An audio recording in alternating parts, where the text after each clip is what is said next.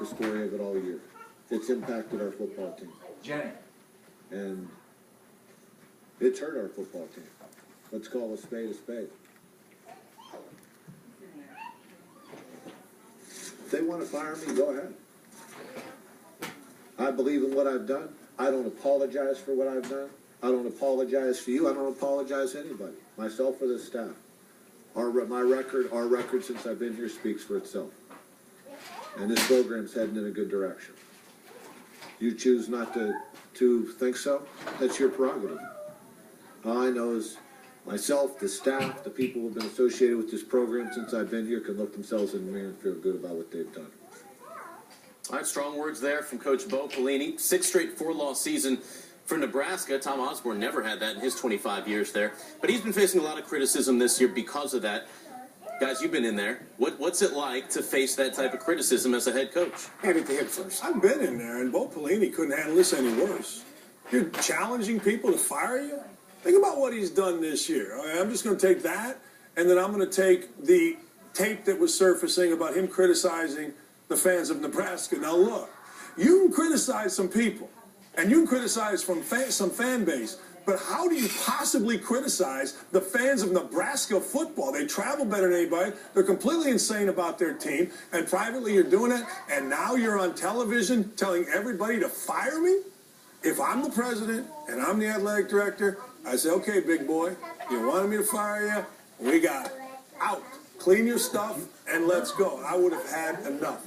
I wouldn't. There's no chance after listening to that I'm keeping Bo Pelini as my football coach. I'm just no chance. Two things, in my opinion. It's hard to change perception, and it's hard to regain momentum. Momentum, as a coach. absolutely. When you lose momentum as a coach, you've got to be really special to have a chance to regain momentum. And when you're sitting in that press conference, and I was after my last ACC tournament game, and the guy asked me, so, well, do you think you're going to be back next year? And at the time I did. But, and I went through, I accomplished this and this and this. The reality is, once that is brought to the table, you have very little chance to survive, whether it's that year or the following year. You have less of a chance to survive if you basically tell them to fire you. I mean, what can you be thinking except you're so emotionally exhausted? And right now, a coach this time of the season, whether it's football or basketball, at the end of the season, you're emotionally, physically, mentally exhausted and intoxicated. I mean, that's just the way it is. No. And you know what? You get the wrong question, you're probably sleep deprived, and you respond as a fighter would, backed into a corner, instead of saying, you've got to remove yourself from that situation. And then anything else, you've got to say, all right, these are the questions going to be asked in my mind. All right, these are the only answers I'm giving. I don't care about the question. This is what I'm saying. Unfortunately, backed into the corner, he did what most people would do. He fought back. He basically asked, I agree with you, he asked his athletic director and his president to say, you know what, I've had enough. What's my buyout? Let's get out of here. And remember this, and it doesn't matter whether it's our business, the big buildings in downtown Manhattan, everybody has an ego. Coach has an ego, but guess what? So does the athletic director. So does the president. Everybody has to answer to somebody. And so as a coach, when you challenge those people, you better be Coach K. You better be Wooden. You better have such a pedigree that you can do it. There are two things that I believe, and again, as a young coach, fine. But as you get older and you get the axe, you learn certain things. Two things I would never, ever do. Number one, after a game, I'd never blame myself. I didn't have them prepared. They're going to say that anyway. Right. So never, ever say that.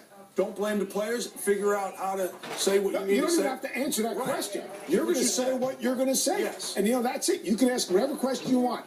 Here's my party line. Right. Just because a question is asked of you don't have to answer doesn't mean you have to answer it. And the second thing you never do, in my opinion, ever as a coach, is challenge or challenge the people above you. Hey, fire me if you want. Hey, they can take this job away. They can fire my assistants if they want.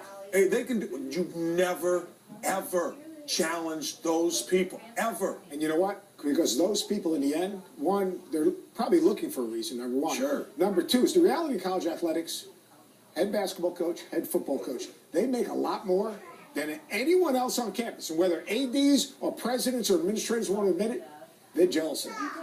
And you know, all the. You agree with that? I 100% agree with that. And let's go further.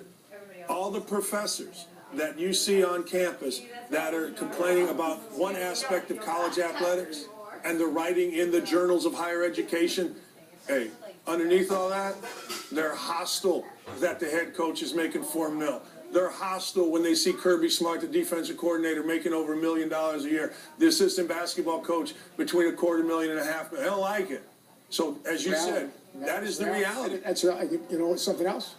Got a pretty good game coming up in a little bit. Really good. You may be got a asking really the good question game right coming now. up. Why do I have my basketball guys I mean, talking? we're talking. There's a reason.